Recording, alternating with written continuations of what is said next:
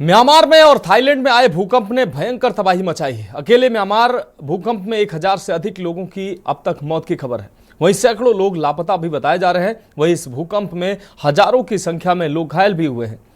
उधर थाईलैंड में भी भूकंप से तबाही की लहर ने दहशत पैदा कर दी है। अचानक आई इस आपदा के बाद म्यांमार ने आपातकाल लगा दिया है। इससे पहले शुरुआती रिपोर्ट्स में बताया गया था कि म्यांमार में आए भूकंप की वजह से 694 लोगों की मौत हुई है।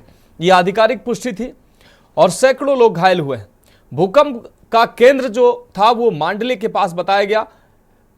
इसने म्यांमार सहित थाईलैंड के बैंकॉक में भी नुकसान पहुंचाया है। बैंकॉक में एक निर्माणाधीन 33 मंजिला इमारत गिरने से 6 लोगों की मौत हो गई और कई लोगों के घायल होने की खबर है। कुल मिलाकर अभी लगभग 1000 से ज्यादा लोगों की मौत हो चुकी है और यह आंकड़ा लगातार बढ़ रहा है। भूकंप की तीव्रता 7.7 मापी गई और इसके बाद कई आफ्टर शॉक्स भी आए लगातार। इनमें से एक की तीव्रता 6.4 थी। आपको बता दें कि इस भयंकर भूकंप का असर सिर्फ म्यांमार पर ही नहीं बल्कि आसपास के देशों में भी देखने को मिला है। भूकंप का असर भारत, चीन, नेपाल समेत 5 देशों में देखने को मिला है। भूकंप से प्रभावित म्यांमार की मदद के लिए भारत ने ऑपरेशन ब्रह्मा के तहत राहत सामग्री भेजी है। वायुसेना का विमान C-123J करीब 15 टन राहत सामग्री लेकर यंगून पहुंच गया। वहीं अफगानिस्तान में भी शनिवार सुबह 5.1 तीव्रता का भूकंप, आपको बता दें 5:15 बजे के आसपास भूकंप के झटके महसूस किए गए। जमीन से 180 किलोमीटर की गहराई में ये भूकंप के झटके महसूस किए गए। भूकंप की तीव्रता रिक्टर स्केल पर लगभग 4.7 मापी गई। हालांकि यहां से किसी तरह के नुकसान या जान माल के नुकसान की कोई खबर नहीं है। यह भूकंप म्यांमार और थाईलैंड में आए शक्तिशाली भूकंप के एक दिन बाद आया। आपको बता दें कि म्यांमार सरकार के अनुसार सबसे अधिक प्रभावित जो क्षेत्र है उन क्षेत्रों में राहत बचाव कार्य शुरू कर दिया गया है। रक्तदान की वहां अत्यधिक आवश्यकता है। अस्पतालों में खून की भारी कमी की बात सामने आई है। आपदा में घायल लोगों से अस्पताल भरे पड़े हैं। म्यांमार को इस आपदा में दवाओं, अन्य राहत सामग्री की कमी से जूझते देखा गया है। सैन्य सरकार ने विदेशी सहायता स्वीकार करने की घोषणा भी की है, जबकि संयुक्त राष्ट्र ने प्रारंभिक राहत कार्यों के लिए $5 मिलियन अमेरिकी डॉलर की सहायता राशि जारी की है। वहीं चीन, रूस ने भी म्यांमार में बचाव दल भेजे हैं। राष्ट्रपति ट्रंप ने भी अमेरिकी मदद को लेकर हाथ बढ़ाया है। इस विनाशकारी भूकंप ने मंडाले, नेपिटा, यांगून और कई अन्य शहरों में इमारतों, पुलों और सड़कों को भारी नुकसान पहुंचाया है। लेकिन सबसे अधिक मौतें नेपिटा में हुई हैं। यहां से बड़ी संख्या में लोगों की मौत का आंकड़ा सामने आया है। मंडाले में भूकंप ने कई इमारतों को जमींदोज कर दिया, जिसमें शहर का एक प्रमुख मठ भी शामिल था। राजधानी नेपिटा में भी कई सरकारी कर्मचारियों के आवासीय भवन मलबे में तब्दील हो गए। अब सवाल यह है कि भूकंप के लिहाज से भारत के भी कई शहर संवेदनशील माने जा रहे हैं। वो रेड जोन में है और इन शहरों में कम तीव्रता का ही सही लेकिन आए दिन भूकंप की खबरें सामने आती हैं। इसलिए ये बड़ा सवाल हो जाता है कि जिस तरीके से म्यांमार में ये भीषण भूकंप से तबाही मची है, अगर इस तरीके का भूकंप एशिया क्षेत्र में आता है, हमारे देश में इस तरीके का अगर भूकंप आता है, वैसे तो ईश्वर न करे ऐसी त्रासदी किसी देश को झेलनी पड़े, लेकिन अगर ऐसी त्रासदी आती है तो हम कितने सुरक्षित हैं और हम कितने तैयार हैं। तो ये तस्वीरें हम आपको दिखा रहे हैं। तस्वीरें देखकर आप अंदाजा लगा सकते हैं कितनी भयावह तस्वीरें हैं। ये बैंकॉक में 33 मंजिला इमारत थी, निर्माणाधीन इमारत, जो ताश के पत्ते की तरह ही ढह गई। ये इमारत देखिए तस्वीरों में। तो अब तक इस भूकंप ने जो तबाही मचाई है उसकी तस्वीरें और उसके आंकड़े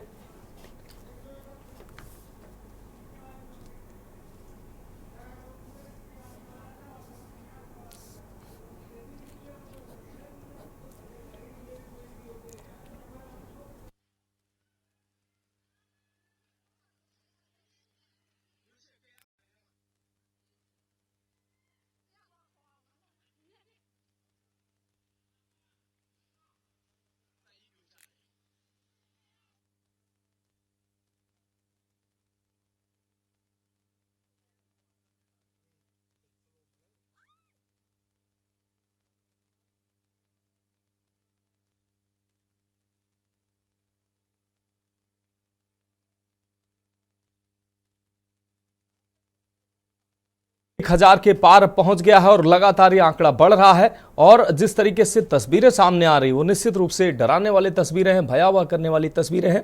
और इस पर चर्चा के लिए हमारे साथ खास मेहमान भी जुड़ चुके हैं। ए के बियानी जी भूगर्भ वैज्ञानिक हमारे साथ जुड़ चुके हैं। दीप्ति शर्मा जी पर्यावरणविद हमारे साथ जुड़ चुके हैं। हमारे संवाददाता अशोक द्विवेदी नोएडा से हमारे साथ जुड़ चुके हैं। साथ ही दिनकर पांडे जी नेफवा के अध्यक्ष हैं। New era flat honours welfare association जो नोएडा एक्सटेंशन में फ्लैट ऑनर्स वेलफेयर एसोसिएशन है उसके अध्यक्ष हैं, वो भी हमारे साथ जुड़ चुके हैं। आप सभी मेहमानों का चर्चा में स्वागत करते हुए सबसे पहले अशोक हम आपके पास आते हैं। अशोक, जिस प्रकार से म्यांमार में शक्तिशाली भूकंप आया, हजारों लोगों की 1000 मौत का आंकड़ा पार हो चुका है और लगातार ये आंकड़ा बढ़ रहा है। भारत की अगर बात करें तो दिल्ली एनसीआर का ये जो क्षेत्र है काफ़ी रेड जोन में इसको माना जाता है और काफ़ी सेंसिटिव ये इलाका माना जाता है। इसके अलावा भी कई इलाके हैं, लेकिन दिल्ली एनसीआर की अगर बात करें, नोएडा, गाजियाबाद, दिल्ली, ये क्षेत्र जो है ये रेड जोन में आता है और काफ़ी सेंसिटिव है। अगर हमारे यहाँ ईश्वर न करे किसी देश को इस तरीके की आपदा का सामना करना पड़े, लेकिन अगर इस तरीके की आपदा आती है तो हम कितने सुरक्षित हैं, कितने तैयार हैं? नोएडा और दिल्ली में जो बिल्डिंगें बन रही हैं वो कितनी भूकंप रोधी बन रही हैं? और जो हमारा जो तंत्र है जो इस तरीके की इन प्राकृतिक आपदाओं से बचने की व्यवस्था करता है वो कितना मुस्तैद है, कितनी उसकी तैयारी है? अशोक। मनोज, बिल्कुल मैं आपको बता दूं, अगर ऐसी आपदा जैसे म्यांमार और थाईलैंड में हुई है, ऐसी आपदा अगर दिल्ली एनसीआर में आती है तो दिल्ली एनसीआर की जो ऊंची ऊंची इमारतें हैं उसको लेकर के चिंता कहीं ना कहीं बढ़ती हुई नजर आ रही है। जो यहाँ की चिंता बढ़ गई। सबसे बड़ी बात है यहाँ के जो बिल्डर फ्लैट्स हैं, जो हाई राइज सोसाइटी बनाई गई है, ऊंची ऊंची बिल्डिंगें बनाई गई हैं, उन बिल्डिंगों में सबसे ज्यादा जो बिल्डर के मटेरियल की कमी वो सबसे ज्यादा नुकसानदायक होगी। कहीं ना कहीं देखा जाए, अभी जो बिल्डर के फ्लैट बन रहे हैं या बिल्डर के फ्लैट जो पहले से बने हुए हैं, उनकी 4 इंच की दीवारों पे ऊंची ऊंची इमारत खड़ी करते हैं। जिसको लेकर के देखा जाए तो यहाँ अगर दिल्ली एनसीआर में अगर कोई अच्छी आपदा आती है तो कहीं ना कहीं देखा जाए तो दिल्ली एनसीआर पूरा मलबे का ढेर हो जाएगा। जिसको लेकर के सबसे बड़ी जो कमी है वो नोएडा के प्राधिकरण की, जो बिल्डर को कॉन्ट्रैक्ट देते हैं, और सबसे बड़ी देखा जाए जो बिल्डर का खराब मटेरियल, जिसको लेकर के यहाँ कई ऐसी संस्थाएं हैं जो आए दिन बिल्डर को कभी पोजीशन को लेकर के धरना प्रदर्शन करती रहती हैं, कभी बिल्डर की खराब क्वालिटी को लेकर के धरना प्रदर्शन करते हैं। तो देखा जाए मनोज, कहीं ना कहीं देखा जाए तो ये अगर दिल्ली एनसीआर की हम बात करते हैं तो दिल्ली एनसीआर में हाई राइज बिल्डिंगें तो बना के खड़ी कर दी गई हैं, लेकिन उनकी सुरक्षा व्यवस्था को लेकर के अगर देखा जाए तो सुरक्षा व्यवस्था पे ना बिल्डर की निगाह है, ना वही नोएडा प्राधिकरण की है, ना और भी संस्थाएं हैं जो इनके ऊपर बनाई गई। आपदा प्रबंधक अगर देखा जाए तो आपदा प्रबंधक को तैयारी करनी चाहिए इसके लिए, लेकिन अगर देखा जाए तो नोएडा और एनसीआर ज्यादातर देखा जाए, ग्रेटर नोएडा की बात कर ले हम, ग्रेटर नोएडा में सबसे ज्यादा हाई राइज बिल्डिंग है, कॉमर्शियल बिल्डिंग बिल्डर बनाते चले, जिसमें एक एक बिल्डिंग में हजार ऑफिस किराए पे हैं, जिसमें एक एक ऑफिस में हजार लोग काम कर रहे हैं। तो अगर देखा जाए, अगर ऐसी कोई आपदा अगर एनसीआर में आती है तो एनसीआर पूरा मलबे के ढेर में तब्दील हो जाएगा। और मौतों का जो आंकड़ा है तो थाईलैंड में कुछ भी नहीं है। जिस हिसाब से भारत जो इसको रेड जोन में अगर किया गया है, एनसीआर को रेड जोन में अलर्ट किया गया है, तो अगर देखा जाए तो ऐसी आंकड़ा कई लाखों में होंगी। मनोज जी, ठीक है अशोक, आप हमारे साथ जुड़े रहिए। हमारे साथ ए के बियानी जी भूगर्भ वैज्ञानिक है, जुड़े हुए हैं। ए के बियानी जी, चर्चा में आपका स्वागत है। ए के बियानी जी, म्यांमार में जो शक्तिशाली भूकंप आया, हजारों लोगों की जिंदगी इस भूकंप ने छीन ली है और ये आंकड़ा जो है सर लगातार बढ़ रहा है और सैकड़ों लोग जो हैं अभी लापता हैं, सैकड़ों लोग घायल हैं, लोगों के अंदर डर व्याप्त है। और ये भूकंप महज म्यांमार तक सीमित नहीं था, चीन के कुछ हिस्से में भी इस भूकंप के झटके महसूस किए गए, अफगानिस्तान में महसूस किए, भारत के भी कुछ हिस्से में बताया जा रहा है कि महसूस किए गए झटके। सर, अगर बात की जाए इस भूकंप के कारणों की, तो क्या कारण है इस शक्तिशाली भूकंप के? यानी अब तक म्यांमार में जो अभी भूकंप आया है जी, ये अनएक्सपेक्टेड नहीं है जियोलॉजिकल पॉइंट ऑफ व्यू से या भूविज्ञान के पॉइंट ऑफ व्यू से, क्योंकि यहाँ की जो आंतरिक संरचना है या जियोलॉजिकल संरचना है जी, वो ऐसी है कि जो जिसके कारण ये एरिया हमेशा अनस्टेबल रहेगा, क्योंकि जमीन के अंदर उठाव पटक चल रही है। तो इसका कारण स्पष्ट रूप से ये है कि यहाँ पे क्या है कि जो म्यांमार है, इसमें एक माइक्रो प्लेट है, वो काम कर रही है। और वो इंडियन प्लेट का एक पहले पार्ट था, वो एक सेपरेट माइक्रो प्लेट के रूप में है। जी यहाँ पर तीन तरह के मूवमेंट हो रहे हैं। जी एक तो जो सबडक्शन है वो हो रहा है, इंडियन प्लेट म्यांमार के अंदर जा रही है। हम्म फिर जो म्यांमार प्लेट है वो थोड़ी सी टिल्ट हो रही है, घूम रही है। और तीसरा ये म्यांमार प्लेट का जो ये वाला हिस्सा है, पूर्वी हिस्सा, उसको फिलीपींस की जो समुद्री प्लेट है उसके साथ वो आगे पीछे खिसक रहा है। जी तो इन तीन कारणों के कारण ये एरिया बहुत ज्यादा सेंसिटिव है। और इसमें जो सेराइन फॉल्ट है वो फिलीपीन प्लेट और इसके बीच म्यांमार प्लेट के बीच में बाउंड्री बनाता है। अब ये जो बाउंड्री है, तो बाउंड्री तो हमेशा एक्टिव रहेगी और निश्चित रूप से भूकंप आएंगे। और इसका भूकंप का इतिहास कोई आज का नया नहीं है, बहुत पुराना है। तो इसलिए ये एरिया हमेशा अनस्टेबल रहेगा। और जब तक ये प्लेट का सिस्टम चलता रहेगा, ये करोड़ों साल तक चलता है, तब तक ये एरिया अनस्टेबल ही रहेगा। जी। लेकिन बियानी जी, जिस तरीके से आपने कहा कि ये माइक्रो प्लेटें जो हैं यहाँ पर काम कर रही हैं और उनके जो संघर्षण से ये जो भूकंप की बड़ी त्रासदी सामने आई, लेकिन ए.के. बियानी जी, अगर हम अफगानिस्तान और एशिया की अगर बात करते हैं, उसमें हमारे देश का भी क्षेत्र शामिल है। इस क्षेत्र की अगर बात करें तो लगातार यहाँ पर भूकंप के ऐसे झटके महसूस किए जाते रहे, हालांकि उनकी तीव्रता इतनी नहीं रही है। तो हम भी हमारे भी देश के कई एरिया है, हमारे देश के बॉर्डर के कई एरिया है जो रेड जोन में आते हैं। सर, क्या वहां पर इस तरीके की जो प्लेटें हैं वहां पर क्या लगता है कि ये यहाँ पर इस तरीके से भूकंप नहीं आ सकता है? और अगर आ सकता है तो क्या इसके बचाव के उपाय क्या हो सकते हैं?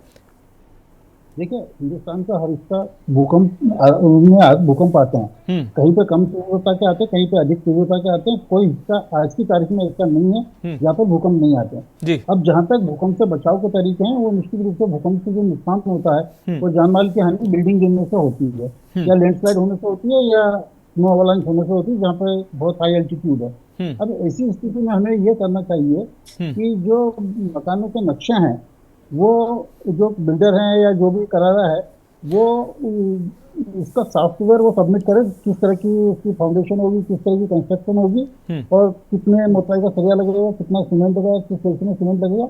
और उसके साथ साथ जो उस एरिया की डेवलपमेंट अथॉरिटी है, उसके पास एक स्टैंडर्ड सॉफ्टवेयर होना चाहिए। और दोनों का सॉफ्टवेयर पैरेलल रन करने से एक तो हमें कमी पता लग जाएगी। तो डेवलपमेंट अथॉरिटी उसको ये कह सकती है कि भाई तुम यहाँ पे इंप्रूवमेंट करो।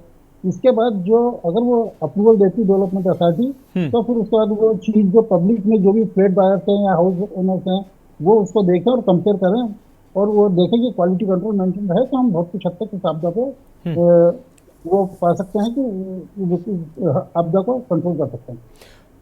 ए.के. बियानी जी, हमारा जो मूल सवाल था, जो ये कुदरती कहर है, और इसको मेरा सवाल था, क्या इसको, क्योंकि मानव ने बहुत विकास किया है तमाम क्षेत्रों में, मानव ने जो है झंडे गाड़े हैं, चांद तक मानव पहुंच गया है। ये जो भूगर्भीय प्लेटों का टकराना है, ये जो कुदरती ये कहर है, क्या इसको रोका जा सकता है या इससे सिर्फ बचाव ही किया जा सकता है? इसको रोका तो नहीं जा सकता, इससे सिर्फ बचाव किया जा सकता है। क्योंकि ये जो प्रक्रिया होती है, ये 200 किलोमीटर की डेप्थ तक चलती है। कहीं तो ये हो सकता है कम हो, 70 किलोमीटर हो, 60 किलोमीटर हो, तो मैक्सिमम डेप्थ जो है 200-250 किलोमीटर तक की हो सकती है। तो आप इसको रोकना तो नामुमकिन है जी। इसलिए बचाव ही इसमें सर्वश्रेष्ठ उपाय है। तो बचाव के लिए ही हमें पूरी तरह से तैयार रहना चाहिए, चाहे वो हिंदुस्तान का कोई सा भी हिस्सा हो। यहाँ एक अच्छी बात यह कि यहाँ पर हमारे पास सिर्फ एक ही प्लेट बाउंड्री है जो नॉर्थ में हिमालय के पैरेलल चलती है। बाकी जो जैसे आपने कोटेशन बताया या इस तरह का बताया, वो स्थिति नहीं है यहाँ पर। ठीक है सर, ठीक है। हमारे साथ दीप्ति शर्मा जी, पर्यावरणविद हैं, जुड़ी हुई हैं। दीप्ति शर्मा जी, चर्चा में आपका भी स्वागत है। दीप्ति शर्मा जी, आपको क्या लगता है, जिस तरीके से ये बड़ी आपदा है, भूकंप जैसी आपदाएं, पर्यावरण में जो लगातार परिवर्तन हो रहे हैं, वो मानव जनित परिवर्तन हो रहे हैं और कुछ कुदरती परिवर्तन जो हो रहे हैं, क्या आपको लगता है कि ये भी भूकंप के बड़े कारण है? और क्या पर्यावरण में अगर ये कारण है तो क्या पर्यावरण पर बेहतर काम करके उसमें जो करने लायक जो काम है उनमें उनको करके ऐसी स्थितियों से बचा जा सकता है? दीप्ति जी, फोन अनम्यूट कर लीजिए।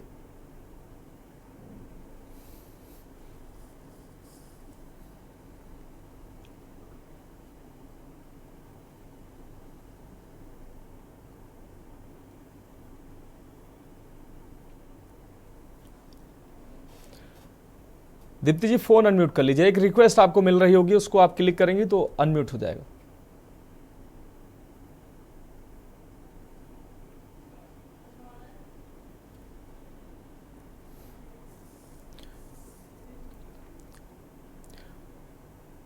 दीप्ति शर्मा जी, क्या आप हमें सुन पा रहे हैं? अगर आप फोन को अनम्यूट करेंगे तो आपकी आवाज दर्शकों तक पहुंच पाएगी। ठीक है, दीप्ति जी के पास आते हैं। हमारे साथ दिनकर पांडे जी जुड़े हुए हैं। दिनकर पांडे जी, आपके पास आते हैं। दिनकर पांडे जी, जिस तरीके से म्यांमार में ये भीषण भूकंप की तबाही आपने भी देखी है, दुनिया के कई हिस्सों में इससे पहले भी इस तरीके की तबाहियां आई हैं। भारत में भी भुज जैसा भूकंप भारत ने देखा है, और कई ऐसे भूकंप पहले भी आए हैं दुनिया में जहां पर सैकड़ों लोगों की, हजारों लोगों की जानें गई हैं। म्यांमार में ये जो भूकंप, शक्तिशाली भूकंप आया है, कई देशों में इसका असर देखा गया है, और म्यांमार में तो भीषण तबाही आई ही है। हमारे देश में अगर जैसा कि बताया जाता है कि कई क्षेत्र हैं, कई शहर हैं जो रेड जोन में आते हैं, और यहाँ पर अगर ऐसी स्थिति बनती है, वैसे तो इस तरीके की कुदरती आपदा से कोई किसी देश पर, ईश्वर ना करे कि ऐसी आपदा दे ईश्वर, लेकिन अगर ऐसी आपदाएं किसी देश पर आती है तो निश्चित रूप से उससे बचाव के हर देश अपने अपने तरीके से तैयारी करता है। हमारे देश में ऊंची ऊंची बिल्डिंगें बन रही, इमारतें बन रही हैं, तमाम कंस्ट्रक्शन हो रहे हैं। भूकंप रोधी जो बिल्डिंगें बनाई जा रही हैं, क्या वो भूकंप रोधी हैं? उसमें उन तकनीकों का इस्तेमाल किया जा रहा है। जैसा कि अभी बैंकॉक में एक 33 मंजिला इमारत भरभरा कर ऐसे ताश के पत्तों की तरह गिर गई। तो क्या हमारे यहाँ जो ऊंची ऊंची बिल्डिंगें बनाई जा रही हैं उनमें तकनीकी का इस्तेमाल किया जा रहा है, भूकंप रोधी वो बनाई जा रही हैं, इससे कि अगर ऐसी कोई आपदा आए तो बड़ी तबाही से बचा जा सके? जी देखिए, आपदा नहीं रोक सकते, सबने बोला और ये एग्री करते हैं, लेकिन मोटे मोटे तौर पर 5 बिंदु हैं जिन पे हम काम कर सकते हैं। जी। पहला, जो वैश्विक अनुभव है, और जिसकी आप बात कर रहे थे, भारत में भी भूकंप आए हैं पहले, वैश्विक अनुभवों से सीखने की जरूरत है। बिल्कुल। जापान और अमेरिका का जो अलार्मिंग सिस्टम है जी, उससे पहले मैं आता हूँ दिल्ली एनसीआर की स्थिति पे, खासकर क्योंकि हम यहीं पे रहते हैं जी।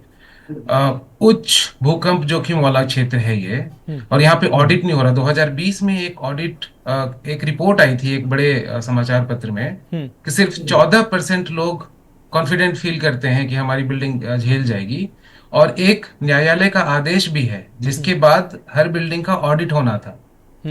उस ऑडिट पे भी डिटेल में बाद में आएंगे, लेकिन वो ऑडिट कहाँ है किसी को नहीं पता। तीसरी बात यह है कि सरकारी योजनाएं और उनकी असलियत, नेशनल बिल्डिंग कोड है हमारे यहाँ जो हम बात कर रहे थे भूकंप रोधी भवन बनाने के लिए, लेकिन उसका कितना पालन हो रहा है? नियम तो है, जमीनी स्तर पर कौन पालन करवाएगा? और चौथा बहुत महत्वपूर्ण है, भूकंप से पहले की चेतावनी प्रणाली जी। क्या है आपके पास? अगर भूकंप आ गई है भी तो क्या मोबाइल पे अलर्ट आएगा? आप अनाउंस करेंगे कैसे? लोगों को बताएंगे कि भूकंप आ रहा है, आपको क्या करना है, कैसे करना है, जाना कहाँ है? इसके साथ आपने एफएआर बेतरतीब तरीके से बढ़ा दी हैं। जिस रास्ते में मेट्रो जा रही है वहां बढ़ाते जा रहे हैं। जो पहले से बिल्डिंग बनी थी इधर नोएडा, ग्रेटर नोएडा के क्षेत्र में, किसान मुआवजे के नाम पे बढ़ा दिया। आपने रास्ता उतना ही छोड़ा है। अगर एक फ्लोर की बिल्डिंग गिरती है और 21 फ्लोर की बिल्डिंग गिरती है और 41 फ्लोर की बिल्डिंग गिरती है, उसका मलबा फैलने का जगह और उसके बाद लोगों के रुकने की जगह और रेस्क्यू करने की जगह बराबर नहीं होती। तो एक स्थान जहां पे आपने 5 फ्लोर की बिल्डिंग प्लान की थी या फिर उसके बाद 10 फ्लोर की थी, यहाँ पे 1000 लोग रहते थे, अब 10,000 लोग रहते हैं। इतने डेंस एरिया में कैसे प्लानिंग करी? और अंतिम बात, अंतिम जो पॉइंट है जिसपे काम करना चाहिए सबको, सिर्फ सरकारी जिम्मेदारी नहीं है, जनता और समाज की भी जिम्मेदारी है जी। हम क्या कर रहे हैं? हमने घर लिया है, बिल्डर ने बना के छोड़ दिया, क्या हम उससे मांगते हैं कि क्या सुरक्षात्मक उपाय हैं? स्ट्रक्चरल ऑडिट दो, अर्थक्वेक रेजिस्टेंस का ऑडिट दो जी। यहाँ पे भी आईआईटी रुड़की के नेतृत्व में एक अर्ली वार्निंग सिस्टम बन रहा है, लेकिन वो अंडर डेवलपमेंट है, बहुत नेव स्टेज पे है। तो क्या जो early warning system Japan use करता है और उस टाइम पे क्या वो जो रेगुलर ड्रिल करते हैं, हमारे यहाँ फायर ड्रिल होती है वो भी पेपर पे, लेकिन आजकल बढ़ी है, ऑफिसेस में फायर ड्रिल दिखते हैं, क्या हमने कभी भूकंप के लिए ड्रिल किया है? सरकारी नियम तो है, बाकी देश में जहां पे ज्यादा भूकंप आते हैं वहां हो भी रहा है, लेकिन यहाँ नहीं हो रहा है। और अंतिम सबसे बड़ा पॉइंट यही है कि अभी फरवरी में फिर से एक बड़े समाचार पत्र हिंदुस्तान टाइम्स ने ये छापा था कि आखिरकार न्यायालय के आदेश के बाद भी सरकारी संस्थाएं क्यों सोई हैं। एनसीआर का क्षेत्र सिस्मिक जोन 4 में आता है, बहुत खतरनाक जोन है। अगर खुदा न खास्ता यहाँ पे आ गया तो क्या आप ये बोलेंगे कोर्ट को कि आपने आदेश दिया था, हमने ऑडिट नहीं किया और हमने किसी दबाव में छोड़ दिया सबको। मैंने खुद 5 बार कम से कम ग्रेटर नोएडा प्राधिकरण में अपनी सोसाइटी के ऑडिट के लिए निवेदन किया था, आज तक ऑडिट नहीं हुई है। अब मैं 22वें फ्लोर पे रहता हूँ, अगर भूकंप आई तो मुझे क्या करना है नहीं पता, ना ड्रिल हुई है ना ऑडिट हुआ है। क्या मेरा घर सुरक्षित है? क्या मुझे 21वें फ्लोर से कूदना चाहिए? कोई और सिस्टम है? सीढ़ियों का यूज करूं, लिफ्ट का यूज करूं, क्या करना चाहिए? हम किंग कर्तव्य विमूढ़ हैं और सरकारी संस्थाएं पूरी तरह से फेल हैं, बिल्डर के जाल में फंसी हुई है। और जितनी भी हाई राइज बिल्डिंग बनी है, ना तो इन्होंने थाईलैंड से सबक लिया है, ना भुज से सबक लिया है, ना कहीं और के अनुभव से सीख रहे हैं। यहाँ पे सब कुछ ऐसे ही भगवान भरोसे चल रहा है। जी, निश्चित रूप से हमने कितना सीखा है, वैश्विक घटनाओं से कितना सीखा, अपने देश में हुई घटनाओं से कितना सीखा, ये महत्वपूर्ण बात है। दीप्ति शर्मा जी, एक बार फिर से हम आपके पास आते हैं। दीप्ति शर्मा जी, क्या आप हमें सुन पा रहे हैं? हाँ जी, हाँ जी। जी, क्या मेरी आवाज आ रही है? जी, बिल्कुल आपकी आवाज आ रही है। दीप्ति शर्मा जी, जिस तरीके से पर्यावरण में बदलाव लगातार हो रहे हैं और माना जाता है कहीं ना कहीं कि पर्यावरण भी ऐसी घटनाओं के लिए जिम्मेदार है, लगातार पर्यावरण से छेड़छाड़ की जा रही है, पर्यावरणीय बदलाव भी क्या ऐसी घटनाओं को निमंत्रण देते हैं, और अगर देते हैं तो पर्यावरण का सीधे तौर पर इन घटनाओं का क्या प्रभाव पड़ता है? जी बिल्कुल, जो भूकंप आते हैं, अगर मुख्य रूप से देखें तो 2 तरह की गतिविधियां होती हैं। एक होती है भूगोलीय गतिविधि, एक होती है मानव जनित गतिविधियां। जैसे अभी वियानी जी ने बताया कि जो हमारी प्लेट्स होती हैं, टेक्टोनिक प्लेट्स होती हैं, उनके बीच में कुछ उतार चढ़ाव होता है, वो हिलती हैं, उसके कारण भूकंप आता है। जी, वो तो प्रकृति जनित है। परंतु जो मानव जनित गतिविधियां जिनके कारण भूकंप जैसी आपदाएं आती हैं, उसमें सबसे बड़ी जो मुझे लगता है भूमिका है वो खनन की है। क्योंकि अगर इसको एक ऐसे रूप में सोचे कि बॉक्स है जिसके अंदर बहुत कुछ सामान भरा हुआ है जो मूल्यवान है, और हम धीरे धीरे उस बॉक्स से सामान निकालते जाएं और उस बॉक्स के ऊपर, उसके धरातल के ऊपर भार बढ़ाते जाएं, तो उसका हम समझ सकते हैं कि उसका अंजाम क्या होगा। उसका अंजाम वही होगा जो आज हो रहा है। धरती के ऊपर दबाव बढ़ता जा रहा है। जो मानव की गतिविधियां हैं, जैसे हम देखा जाए कोई भी परमाणु परीक्षण करते हैं, उससे भी जो तरंगे निकलती हैं, उससे भी जो टेक्टोनिक प्लेट्स होती हैं, उनके बीच में क्षरण होता है। इसके अलावा जिस तरह से इंफ्रास्ट्रक्चर, जिस तरह से अभी 33 मंजिला इमारत, सोच के भी डर लगता है कि 33 मंजिला इमारत में यदि रह रहे होंगे जो लोग, और वो जमीन दोज हो गई होगी, तो कोई बचा होगा या नहीं बचा होगा। हालांकि वो निर्माणाधीन थी, परंतु 24 घंटे में 11 बार भूकंप के झटके महसूस करना, क्या ये सिर्फ एक प्राकृतिक संकेत है, या हम खुद ही विनाश को बुला रहे हैं कि आओ और इस धरती का, इस प्रकृति का सर्वनाश कर दो? निश्चित ही हम इसके अपराधी हैं। क्योंकि अगर देखा जाए, हम कभी भी वृक्षारोपण के प्रति, या जो बांध है, बांध का भी जो फोर्स, प्रकृति ने हमें जो भी चीजें दी है ना, अगर हम प्रकृति के विरुद्ध जाकर विज्ञान का दुरुपयोग करके उन शक्तियों को दबाने की या खोदने की या खनन करने की कोई भी ऐसी प्रक्रिया करते हैं जो कि गैर प्राकृतिक है, तो उसका परिणाम हमें भूकंप के रूप में भुगतना ही पड़ेगा। और निश्चित ही हम इसके दोषी हैं। और अगर हम चाहें तो जो प्राकृतिक घटनाएं हैं, अगर हम जैसे ये सोचे कि गैस है या टेक्टोनिक प्लेट्स हैं, इनके कारण जो भूकंप आ रहा है, उसके लिए हम कुछ क्षेत्र चिन्हित करके, जैसे अभी पांडे जी ने भी बोला कि हाँ, सुरक्षा की हम इंतजाम कर सकते हैं, लेकिन क्या हम उसको कर पा रहे हैं? क्या हम वृक्षारोपण कर रहे हैं? क्या हम नदियों की धाराओं को स्थान दे रहे हैं? या हम लगातार कंस्ट्रक्शन की तरफ जा रहे हैं, वृक्षों को काटते जा रहे हैं? जब हम पहाड़ी स्थानों पर जाते हैं तो देखते हैं चट्टानें एकदम से गिर जाती हैं जी। वही चट्टानें गिरती हैं जहां पर कोई ना कोई निर्माणाधीन कार्य हो रहा होता है। जहां पर वृक्ष लगे हुए हैं, जहां पर कोई छेड़छाड़ नहीं हुई है, वहां चट्टानें आज भी खड़ी हैं। तो बिल्कुल मैं इस बात को कहती हूँ और दावे के साथ कहती हूँ कि वो मनुष्य ही है जो प्रकृति के विनाश के साथ साथ अपने विनाश की कहानी भी लिख रहा है। यदि समय रहते हम नहीं जागे तो हो सकता हो ये धरती बिल्कुल समाप्ति की ओर। तो अगर हम जागेंगे और प्रकृति संरक्षण का कार्य करेंगे मिलजुल कर, तो बिल्कुल हम इस तरह की किसी भी बाधा, किसी भी आपदा से लड़ सकते हैं। निश्चित रूप से दीप्ति शर्मा जी, आपने बहुत महत्वपूर्ण बातें कही हैं कि प्रकृति से जिस तरह लगातार खिलवाड़ किया जा रहा है, तो मानव जनित जिस तरीके से प्रकृति से खिलवाड़ किया जा रहा है, तो निश्चित रूप से कहीं ना कहीं कुदरत जो है उसका कुदरत जो हमको लौटा रही है और ऐसी घटनाओं के रूप में लौटा रही है। तो निश्चित रूप से ऐसी घटनाएं दुनिया के लिए तबाही का कारण बन रही है। एक ब्रेक का वक्त है, चर्चा जारी रहेगी।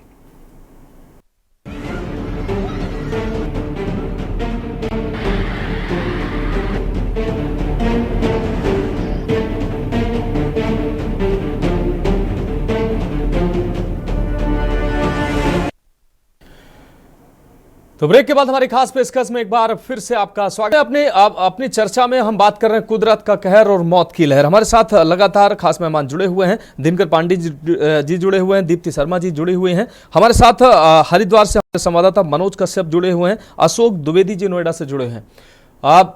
मनोज कश्यप आपके पास आते हैं। मनोज कश्यप, जिस प्रकार से म्यांमार में यह घटना सामने आई है, उत्तराखंड के कई इलाके जो हैं वो रेड जोन में आते हैं, वहां पर भी लगातार इस तरीके का खतरा बना हुआ है।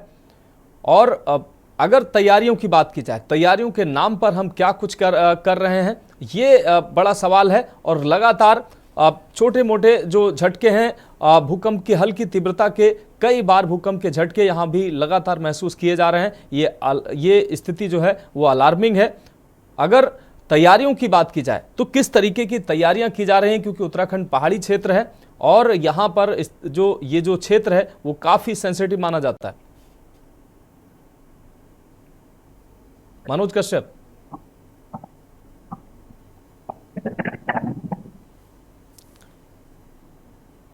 क्या आप हमें सुन पा रहे हैं? ठीक है, अशोक द्विवेदी, हम आपके पास आते हैं। अशोक, जिस प्रकार से अभी दिनकर पांडे जी कह रहे थे ऊंची ऊंची बिल्डिंगें बनाई जा रही हैं, लेकिन वहां आसपास स्पेस नहीं छोड़ा जा रहा है, वहां पर जगह नहीं छोड़ी जा रही है कि अगर ऐसी स्थिति आ जाए, बिल्डिंग अगर गिरती है तो वहां उस बिल्डिंग का मलबा कितनी जगह में जाएगा और उसके बाद उस बिल्डिंग से जो हजारों लोग, सैकड़ों लोग जो निकलेंगे, वो अपने आप को कहां खड़ा करेंगे, कहां सुरक्षित होंगे। तो नोएडा और दिल्ली एनसीआर में लगातार जिस तरीके से कंस्ट्रक्शन हो रहा है, एक तो जो भूकंप रोधी बिल्डिंगें नहीं बनाई जा रही हैं, तमाम खामियां हैं। अभी पांडे जी ने कहा था कि जो चेतावनी प्रणाली है वो भी हमारे यहाँ विकसित नहीं है। तमाम खामियों के बावजूद जो बिल्डिंगें बनाई जा रही हैं उनको ऐसे ही पास कर दिया जा रहा है, स्पेस होता नहीं है और बिल्डिंगें एक के ऊपर एक बनती चली जा रही हैं। तो ये बड़ी खतरनाक स्थिति है। मनोज, बिल्कुल मैं आपको बता दूं, कुछ टाइम पहले एक सर्वे आया था जिसमें नोएडा प्राधिकरण और ग्रेटर नोएडा प्राधिकरण सबसे भ्रष्ट प्राधिकरण में नाम आया था। इसमें कई अधिकारियों पर पहले कार्रवाई भी हुई है जो भ्रष्ट हैं, जिनको लेकर कार्रवाई भी हुई, लेकिन उसके बाद भी कहीं ना कहीं देखा जाए तो नोएडा प्राधिकरण या ग्रेटर नोएडा प्राधिकरण या यमुना प्राधिकरण, कोई भी प्राधिकरण हो, उसमें भ्रष्टाचार रुकने का नाम नहीं ले रहा है। सबसे बड़ी वजह यही है कि बिना मानक के बिल्डर को बिल्डिंग बनाने का आदेश दे दिया जाता है। जैसे अभी पांडे जी ने बताया था कि हमारे यहाँ पे भूकंप रोधी बिल्डिंगें बनाने का कानून तो है, लेकिन सिर्फ कागजों में है। तो अगर कहीं ना कहीं देखा जाए मनोज, अगर भूकंप रोधी तैयारी जो हमें करनी चाहिए, वो नोएडा एनसीआर में कहीं पर भी भूकंप रोधी तैयारी नहीं हो रही है। ऊंची ऊंची बिल्डिंगें बनाई जा रही हैं, कुछ बिल्डिंगें अभी बनाई जा रही हैं, कुछ बन चुकी हैं। अगर देखा जाए तो उनका टाइम, जो पुरानी बिल्डिंगें हैं उनका टाइम पे ऑडिट होना चाहिए। पांडे जी अभी बता रहे थे कि इनकी बिल्डिंग है, इन्होंने खुद अपनी बिल्डिंग के लिए ऑडिट करने के लिए प्राधिकरण में कहा था, लेकिन फिर भी नहीं, उनकी ऑडिट नहीं हो पाई। तो कहीं ना कहीं देखा जाए मनोज, तो ये प्रशासन की लापरवाही है और बिल्डर की मनमानी है। बिल्डर मनमाने भाव में बिल्डिंगें बनाते हैं, उसके बाद मनमाने भाव में वो अपने फ्लैट बेचते हैं, लेकिन उसमें बायर की क्या गलती है और प्राधिकरण इतना भ्रष्टाचार को लेकर के क्या कुछ कार्रवाई करे, कोई भी कार्रवाई नोएडा प्राधिकरण या ग्रेटर नोएडा प्राधिकरण इन पे बिल्डरों पे नहीं कर रहा है। कहीं आपसे कॉमर्शियल बिल्डिंग की बात की थी, यहाँ सबसे ज्यादा जो अगर देखा जाए असुरक्षित है वो कॉमर्शियल बिल्डिंग है, जिसमें एक एक बिल्डिंग में 50-50 ऑफिस दिए जा रहे हैं, बनाए जा रहे हैं। एक एक ऑफिस में हजार लोग काम कर रहे हैं। हाई राइज बिल्डिंगे हैं, उसमें एक एक बिल्डिंग में लाखों लोग रह रहे हैं। अगर ऊपर वाला कभी ऐसा ना करे कि अगर यहाँ पे कोई ऐसी घटना होती है, भूकंप जैसी घटना दिल्ली एनसीआर में होती है, तो मैंने आपको बताया था पूरा एनसीआर ये मलबे में तब्दील हो जाएगा और ना यहाँ से किसी को निकलने का व्यवस्था दी जा रही है प्रशासन की तरफ से, ना बिल्डर की तरफ से। कोई ऐसी जगह नहीं बनाई जा रही कि अगर ऐसी कोई घटना होती है तो उसमें रह रहे लोग भागेंगे या कूदेंगे या गिरेंगे या कैसे निकलेंगे, इसका कोई व्यवस्था नोएडा प्राधिकरण की तरफ से ना कोई तैयारी की गई, ना कोई बिल्डर की तरफ से तैयारी की गई। तो कहीं ना कहीं देखा जाए तो नोएडा में और एनसीआर, पूरे एनसीआर की बात कर ले, जितनी हाई राइज बिल्डिंगे हैं और उनको आप एक हिसाब से कह सकते हैं मनोज कि हम दिल्ली एनसीआर जो है वो पूरा बारूद के ढेर पे है। अगर छोटा सा भी झटका, अभी कुछ टाइम पहले भी दिल्ली एनसीआर में झटका आया था, भूकंप के झटके आए थे, तो जिसको लेकर के यहाँ के लोग जो ऊपर रह रहे हैं, जैसे जो कोई 20वीं मंजिल पे रह रहा है या कोई 40वीं मंजिल पे रह रहा है, वो काफी डर गए थे। उनको ये नहीं पता था कि हमें निकलना है, भागना है, हमें लिफ्ट से जाना है, हमें पैदल जाना है, हमें जीने से जाना। कोई गाइडलाइन नहीं है, ना कोई बिल्डर की तरफ से गाइडलाइन दी जाती है, ना कोई बचने का इनको रास्ता बताया जाए। तो कहीं ना कहीं देखा जाए मनोज, मैंने आपको बताया था कि अगर ऐसी कोई घटना दिल्ली एनसीआर में होती है जो कि रेड जोन में है, अगर ऐसी कोई घटना होती है तो यहाँ मौत, मरने वालों की संख्या लाखों में होगी, हजारों में नहीं होगी, लाखों में होगी। और वही मैं आपको बता दूं, लाखों में संख्या होगी और कितने लोग उसमें दब के, जो जैसे अभी मैं आपको बता दूं म्यांमार में घटना हुई थी और अभी जैसे थाईलैंड में, तो वहां तो रेस्क्यू कर लिया जा रहा है, लोगों को निकाल लिया जा रहा है। यहाँ वो स्थिति बनेगी कि बिल्डिंग के ऊपर बिल्डिंग पड़ी होगी और यहाँ पे लोगों का रेस्क्यू करना भी बड़ा मुश्किल होगा। मनोज बिल्कुल अशोक, अब हमारे साथ बने रहिए। हिमांशु त्रिपाठी जी हमारे साथ जुड़ चुके हैं, आर्किटेक्ट हैं हिमांशु त्रिपाठी जी। चर्चा में आपका भी स्वागत है। हिमांशु त्रिपाठी जी, आपसे सवाल। हमारे साथ अभी कई खास मेहमान जुड़े रहे, उन्होंने अपनी बात कही, पांडे जी ने अपनी बात कही और A.K. बियानी जी भूगर्भ वैज्ञानिक, उन्होंने अपनी तरीके से अपनी बात रखी। हिमांशु त्रिपाठी जी, मेरा आपसे सवाल है, जिस तरीके से म्यांमार जैसी त्रासदी दुनिया देख रही है और ऐसी त्रासदियां जो हैं वो बड़ी, ये दुनिया के लिए ये बड़ी त्रासदी हैं, हजारों लोगों की जान जाती है और म्यांमार की इस घटना में भी हजारों लोगों की जान गई है। हमारे अगर देश की बात की जाए, हमारे देश का जो कंस्ट्रक्शन है, लगातार जो शहरीकरण हो रहा है, शहरों में जो इमारतें बन रही हैं, उन इमारतों में किस तरीके का मटेरियल लग रहा है, भूकंप रोधी बिल्डिंगें हैं या नहीं हैं, बिल्डिंगों के आसपास उतना स्पेस है कि नहीं। अभी पांडे जी कह रहे थे बिल्डिंगें तो ऊंची ऊंची बन रही, स्पेस इतना नहीं है कि अगर बिल्डिंग गिरती है तो वहां से जो बिल्डिंग से अगर लोग निकलते हैं तो वो कहाँ जाएंगे, और बिल्डिंग अगर गिरती है तो उसका मलबा, अगर वो बिल्डिंग से किसी तरीके से सुरक्षित बाहर निकल भी आए तो भी बिल्डिंग के मलबे में आकर उनकी जान नहीं बचेगी। तो ऐसी स्थिति है। तो हमारे देश में अगर ऐसी स्थिति, वैसे तो ईश्वर न करे आए कभी, लेकिन उसके लिए हम कितना तैयार हैं और जो हमारा जो कंस्ट्रक्शन है वो किस तरीके से निर्माण हो रहा है, कैसा बनाया जा रहा है, जो भविष्य में इस तरह की घटनाओं से हम लड़ सकें, बच सकें। अनम्यूट कर लीजिए फोन हिमांशु जी।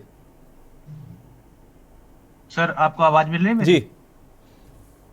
मेरा कहना है कि जैसे अभी द्विवेदी जी ने बताया कि ये जो समस्या है, अभी अगर दिल्ली में कोई ऐसी, भगवान न करे ऐसी स्थिति हो जाए तो ऐसे मरने वाले लोगों की संख्या यहाँ काफी ज्यादा होगी। दरअसल में समस्या है, ये जमीनी स्तर से जुड़ी हुई है। जब हम कोई बनाते हैं या हम कोई बिल्डिंग बनाते हैं तो जमीन के अंदर उसकी कितनी मजबूती होनी चाहिए, इस चीज पे कोई गौर करने की बजाय वो अपने पैसों को बचाने में या ज्यादा से ज्यादा एरिया लोगों को रहने के लिए, दुकानों को देने के लिए यूज में ले आए, अपना एरिया उसमें बढ़ाते हैं, ना कि जमीन के कितनी मजबूती होनी चाहिए, स्ट्रक्चर कैसा होना चाहिए, इस पे ध्यान नहीं देते। ये इसका एक बहुत बड़ा चिंता का विषय है। यहाँ तक कि नियमावली की बात किया जाए तो हमारे जितने भी विकास प्राधिकरण हैं, चाहे वो लखनऊ का हो, दिल्ली का हो, कहीं का भी हो, उनके जो गाइडलाइन है, जो नियम है, वो नियमावली तो बिल्कुल सही है अपनी जगह। बिल्डिंग में किसी फायर की स्थिति में कितना सेटबैक होना चाहिए, भूकंप रोधी बनाने के लिए स्ट्रक्चर की संरचना कैसी होनी चाहिए, ये नियमों में तो बिल्कुल ठीक दिया गया है। लेकिन जमीनी स्तर पे उन नियमों का पालन कोई करना ही नहीं चाहता। बहुत कम ही ऐसी कंपनियां हैं, बड़ी कंपनियां, जो इन नियमों को जो है अपने प्रोजेक्ट्स में शामिल करती हैं। अदरवाइज मैक्सिमम 80 से 90% बिल्डिंग्स आपको ऐसी मिलेंगी जिसमें किसी नियम का अनुपालन नहीं किया गया है। ये इसका बहुत बड़ा एक कारण है। जैसे कि आप देख रहे हैं अभी इतनी बड़ी घटना वहां पे हुई, उसका एक मेन रीजन ये भी रहा कि जैसे छत के ऊपर स्विमिंग पूल बनाने का एक कॉन्सेप्ट है, तो उस कॉन्सेप्ट के लिए हमें अपने स्ट्रक्चर को भी तो इतना मजबूत बनाना पड़ेगा कि हम उतनी कैपेसिटी पानी की, अगर हम ऊपर उतना लोड दे रहे हैं तो हमारी बिल्डिंग लोड को सहने के काबिल है कि नहीं, स्ट्रक्चर उतना मजबूत है कि नहीं।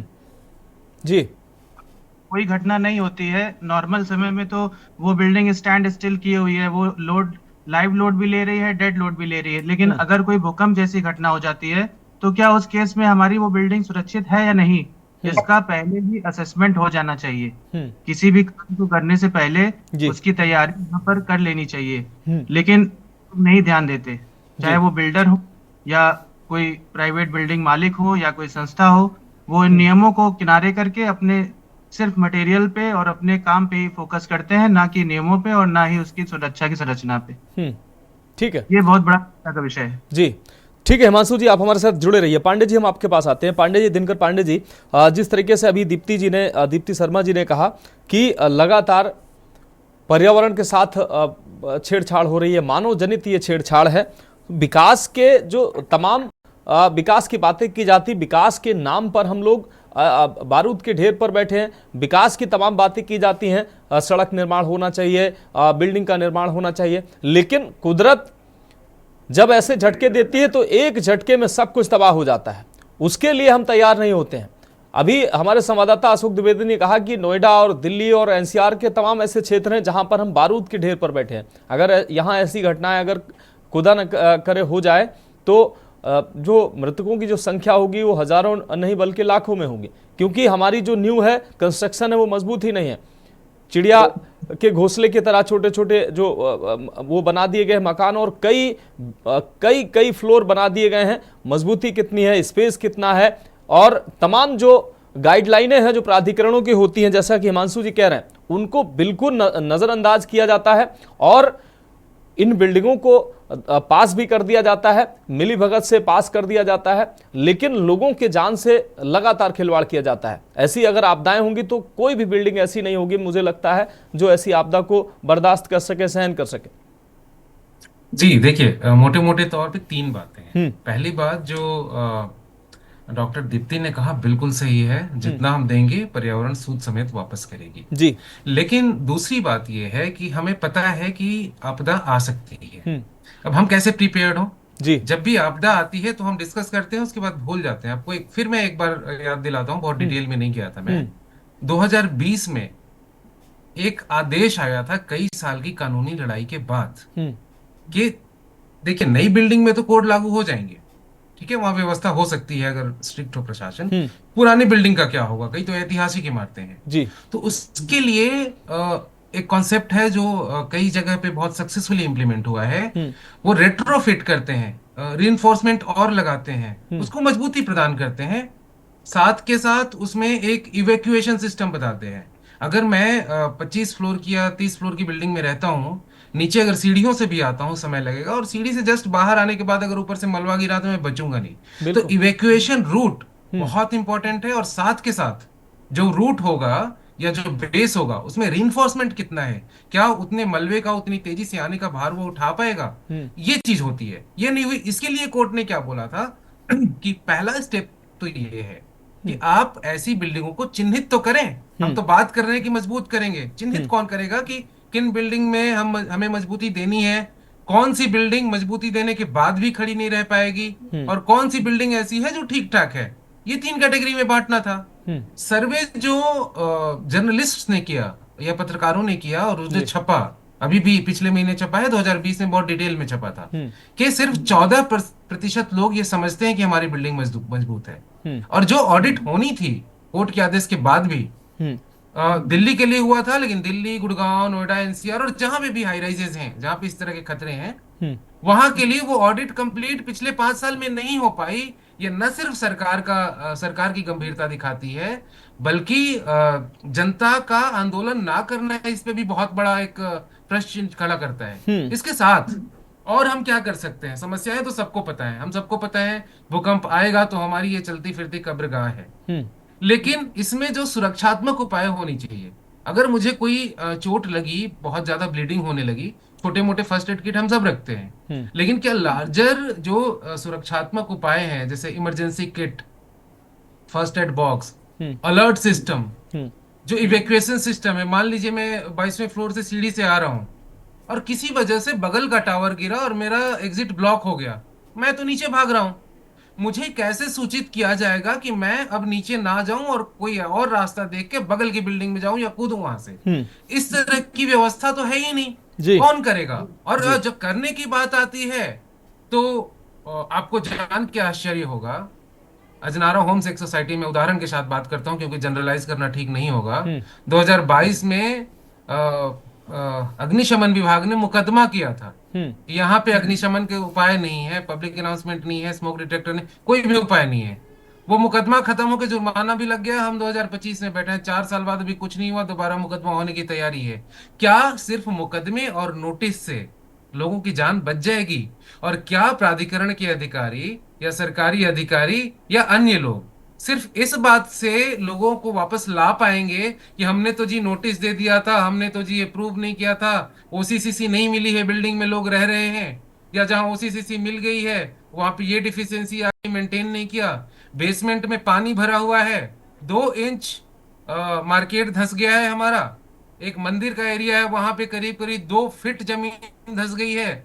इस तरह के धसान से और इस तरह के पानी के जमाव से, खासकर जहां पे मिट्टी है और जहां पे पिलर सुरक्षित नहीं है, क्या भूकंप के केस में या अन्य आपदाओं के केस में आप बिल्डिंग को बचा पाएंगे?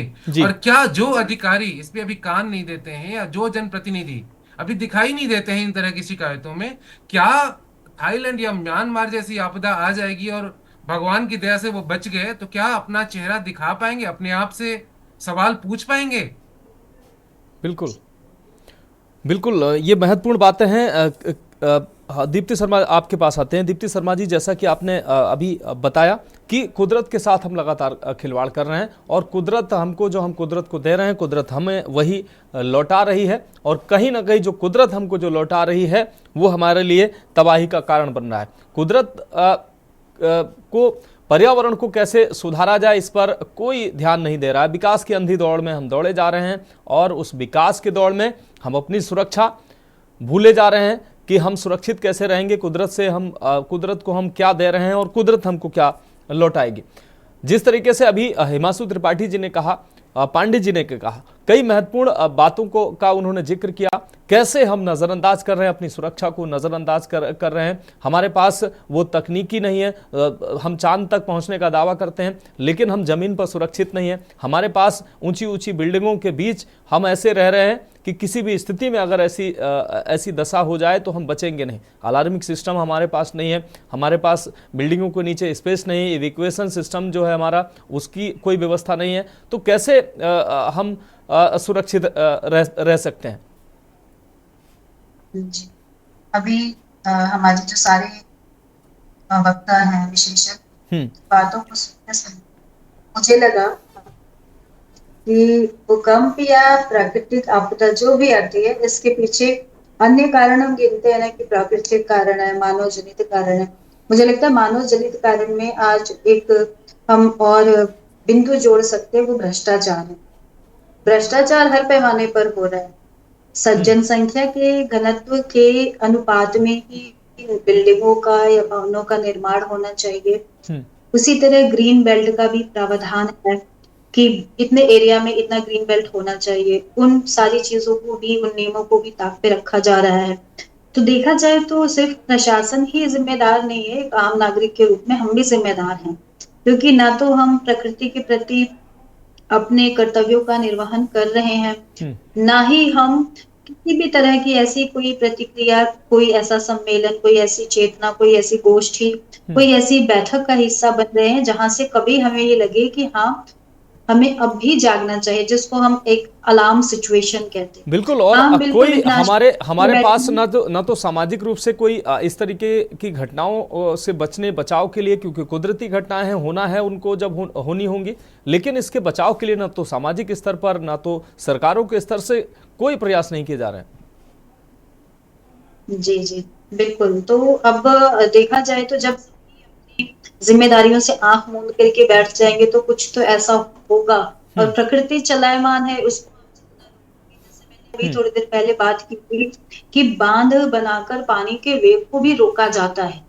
अगर कहीं कोई प्रेशर आप खुद ही क्रिएट कर रहे हो तो वो कहीं ना कहीं तो रिलीज होगा। वैसे ही हर कोई इस समय हथियार बनाने की होड़ में है, सभी परमाणु परीक्षण कर रहे हैं और दुनिया भर के हथियार बना रहे हैं, युद्ध हो रहा है। मतलब हमने खुद ही इतनी अच्छी सृष्टि, इतनी अच्छी प्रकृति का विनाश तय कर दिया है बगैर ये सोचे कि हम अपनी चिता पे स्वयं ही आग लगा रहे हैं। हमने किसी पशु पक्षी को जीवन, उसके घर उजाड़ दिए, जंगल उजाड़ दिए, वो अगर हमारे एरिया में आ जाते हैं हम उनको गोली मार देते हैं, अपने आसपास के जीवों का संरक्षण नहीं करते। मैंने एक रिपोर्ट पढ़ी थी, मैं आप सबके साथ साझा करना चाहूंगी। हालांकि वो रिपोर्ट जो थी वो ग्लोबल वार्मिंग पे थी, पर मुझे लगता है कि ये सभी स्थितियों पे लागू होती है कि जिस प्रकार से जीव हत्या हो रही है, जिस प्रकार से हम उनपे क्रूरता कर रहे हैं, तो उनके भी शरीर से जिस तरह की आह या वाइब्स निकलती है वो भी कहीं ना कहीं हमारे लिए विनाश का कारण है। हमारे पूर्वजों ने प्रकृति का संरक्षण किया, जीवों का संरक्षण किया, बहुत अच्छा जीवन जिया और हमें जीवन जीने की वैसी ही प्रेरणा दी। हाँ, आज हम अपने पूर्वजों की सीख से विमुख हो गए, हम प्रकृति संरक्षण से विमुख हो गए। इस तरह का जीवन तो फिर जीने के लिए हमको सोचना होगा और ये भी सोचना होगा किसी दिन भी हम काल के गाल में बिल्कुल दीप्ति जी हमारे साथ हिमांशु जी जुड़े हुए। हिमांशु त्रिपाठी जी, आपसे आखिरी टिप्पणी। हिमांशु त्रिपाठी जी, अभी पांडे जी ने कहा कि 14% लोग समझते हैं कि हमारा मकान सुरक्षित है। 86% लोग जब ये समझते हैं कि हमारा मकान सुरक्षित नहीं है, उसमें ऐसी व्यवस्था नहीं है कि ऐसी जो प्राकृतिक आपदाओं को मकान सह सके, बिल्डिंग सह सके, तो आप सोच लीजिए कितना बड़ा विनाश हो सकता है। और हम निश्चित रूप से बारूद की ढेर पे बैठे हैं। सर देखिए, जैसा कि अभी मैम ने भी बोला कि जितने भी पर्यावरण से रिलेटेड चीजें हैं, जैसे अगर कोई सोसाइटी का लेआउट अप्रूव्ड होता है तो गवर्नमेंट नियमानुसार उस सोसाइटी में कितने एरिया में प्लॉट बनाए जाएंगे, कितने एरिया में रोड बनाई जाएगी और कितने एरिया में ग्रीन बेल्ट रहेगी, ये भी एक नियम का बड़ा अच्छा हिस्सा होता है। अगर उस एरिया को हम फॉलो कर रहे हैं, उस नियम को हम फॉलो कर रहे हैं, तो हम उतनी ग्रीनरी अपने एनवायरनमेंट को दे सकते हैं। उससे जो इको बैलेंस एक होता है वो क्रिएट होता है। उसके अनुसार अगर हम चीजों को अपने अनुसार ना करने की बजाय नियमों के अनुसार करेंगे तो हम ज्यादातर इन सब चीजों से और ऐसी आपदा से अपने आप को सुरक्षित महसूस कर सकते हैं। बिल्कुल। किसी भी बिल्डिंग में जो हमारा स्ट्रक्चर होता है, अगर हम मल्टी स्टोरी बिल्डिंग बना रहे हैं तो हमारी पढ़ाई की भाषा में एक शेयर वॉल बनती है, या फाउंडेशन जो बन रहा है वो किस अकॉर्डिंग होना चाहिए, उसमें किस तरीके का फाउंडेशन यूज करना चाहिए, ये तो चीज प्राथमिक है। उसी के साथ में एनवायरनमेंट भी उतना ही जरूरी है। जो भी हम विकास कर रहे हैं, हम कहीं पे पुल बना रहे हैं, कहीं पे हम कोई नई बिल्डिंग बना रहे हैं, एक तरीके से जो एक पृथ्वी का इक्विलिब्रियम बना हुआ है, ग्रेविटी होने के बावजूद भी जैसे वो चीजों को अपने में जोड़ के रखती है, अपने में संजो के रखती है, हम कहीं ना कहीं भले ही वो परसेंटेज छोटा हो लेकिन हम उसको डिसबैलेंस कर रहे हैं। बिल्कुल अनइवन तरीके से कंस्ट्रक्शन करने से हम उसको डिसबैलेंस करके उसकी स्थिति को ऐसा खुद ही बना रहे हैं कि टेक्टोनिक प्लेटें धीरे धीरे खिसकें, और एक बार में जब रिजल्ट हमारे सामने आता है तो ऐसी घटना हमारे सामने आती है जिस पे बैठ के हम डिबेट करते हैं। निश्चित रूप से हम आप डिबेट करते हैं, शोर मचाते हैं, लेकिन कुछ देर के लिए, कुछ घंटे के लिए, कुछ दिनों के लिए उस पर चर्चा होती है, लेकिन स्थायी रूप से न तो सरकारें इसके बारे में सोचती हैं कि जो जनता है, जो पब्लिक है, कैसे अवेयर हो, जो प्राधिकरण है वो कैसे काम करें, अगर जो नक्शे पास हो रहे हैं उनमें जो बुनियाद डाली जा रही है तो वो किस तरीके से हो, ताकि जब हमारा कंस्ट्रक्शन सुरक्षित रहेगा, हमारी नींव मजबूत रहेगी, तो हमारा घर मकान सुरक्षित रहेगा, हमारा भविष्य सुरक्षित रहेगा और हम सब सुरक्षित रहेंगे और ऐसी जो कुदरती घटनाओं का हम सामना कर पाएंगे। तो निश्चित रूप से सरकारों को भी इस पर सोचना चाहिए। महज डिबेट का ही हिस्सा ऐसी घटनाएं न रह जाएं, इस पर अमल भी होना चाहिए, सीख भी लेनी चाहिए। दुनिया की वैश्विक घटनाओं से भी हमें सीख जरूर लेना चाहिए। फिलहाल चर्चा में जुड़ने के लिए दिनकर पांडे जी आपका बहुत शुक्रिया, हिमांशु त्रिपाठी जी आपका भी बहुत शुक्रिया, दीप्ति शर्मा जी आपका बहुत शुक्रिया, अशोक द्विवेदी आपका भी बहुत शुक्रिया चर्चा में जुड़ने के लिए। ए.के. बियानी जी भूगर्भ वैज्ञानिक हमारे साथ जुड़े, ए.के. बियानी जी आपका भी बहुत शुक्रिया। तो जिस तरीके से म्यांमार में ये घटना घटी है, निश्चित रूप से कुदरत का ये कहर है और हम कितना इसके लिए तैयार हैं, हमें सीखने की ज़रूरत है। जहां जो कमियां हैं उनको दुरुस्त करने की ज़रूरत है और ऐसे भविष्य का निर्माण करने की ज़रूरत है जहां इस तरीके की घटनाओं से हम लड़ सकें, सामना कर सकें। तो फिलहाल हमारी खास पेशकश में अभी के लिए इतना ही। मुझे दीजिए इजाज़त और आप देखते रहिए के न्यूज़ इंडिया।